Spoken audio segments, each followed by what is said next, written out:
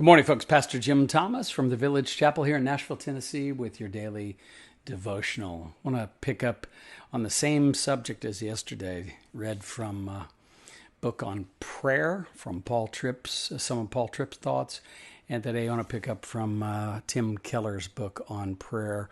Before I do, I was looking over some of my notes and I was thinking about this thing we call prayer, this communion with God.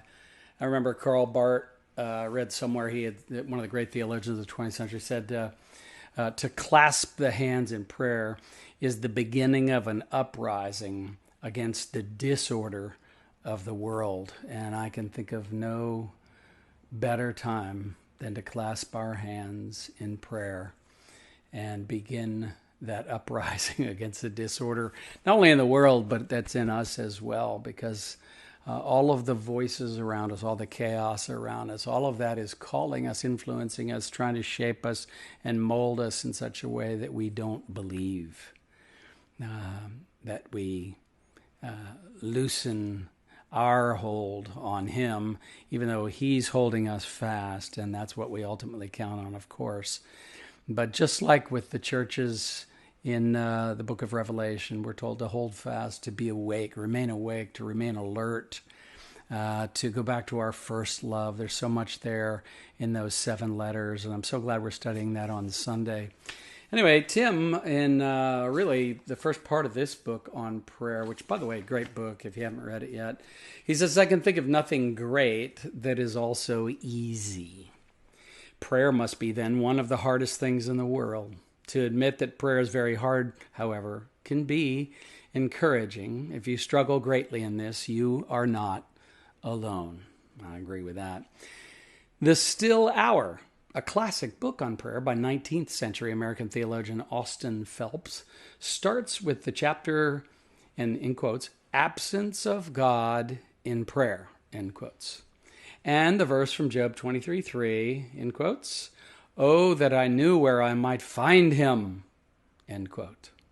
Phelps's book begins with the premise that a consciousness of the absence of God is one of the standing incidents of religious life. Even when the forms of devotion are observed conscientiously, the sense of the presence of God as an invisible friend whose society is a joy is by no means unintermittent. I think that's true if we're honest about our own prayer life. Yeah. Phelps goes on to explain the numerous reasons why there is such dryness in prayer and how to endure through that sense of God's unreality. The first thing we learn in attempting to pray, is our spiritual emptiness. And this lesson is crucial. We are so used to being empty that we do not recognize the emptiness as such until we start to try to pray. We don't feel it until we begin to read what the Bible and others have said about the greatness and promise of prayer. Then we finally begin to feel lonely and hungry. It's an important first step to fellowship with God, but it can be disorienting, and that's so true. When your prayer life finally begins to flourish, the effects can be remarkable. You may be filled with self-pity and be justifying resentment and anger. Then you sit down to pray. And the reorientation that comes before God's face reveals the pettiness of your feelings in an instant. All your self-justifying excuses fall to the ground in pieces.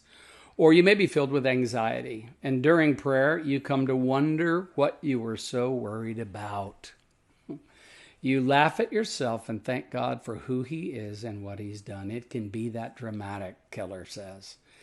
It is the bracing clarity of a new perspective. Yeah. Eventually, this can be the normal experience, but that is never how the prayer life starts. In the beginning, the feeling of poverty and absence usually dominates, but the best guides for this phase urge us not to turn back, but rather to endure and pray in a disciplined way until, as J.I. Packer, Michael Nystrom say, that we get through duty to delight. We must beware of misunderstanding such phrases, however. Seasons of dryness can return for a variety of causes.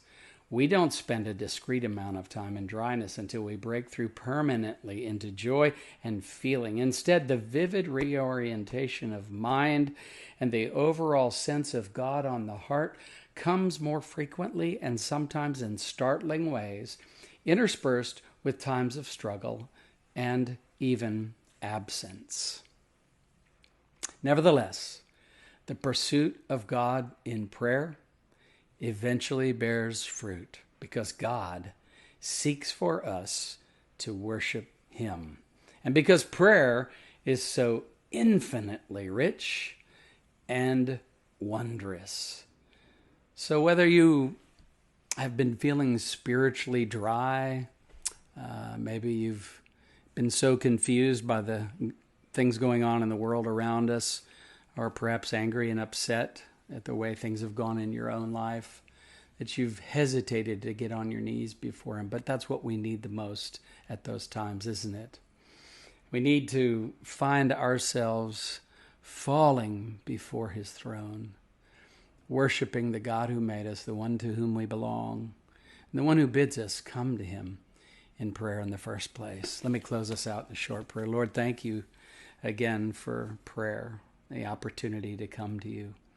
And I pray, Lord, there'd be to you that we come, not just to prayer as ritual or prayer by just repeating over and over empty, vain things, a pattern that we've learned, for instance. But Lord, that we might actually cry out to you.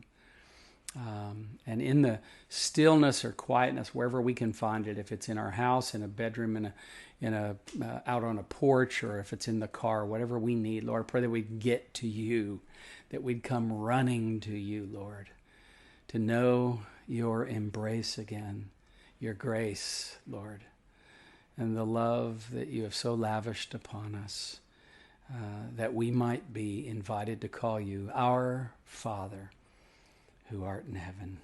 May we hallow your name. Amen and amen.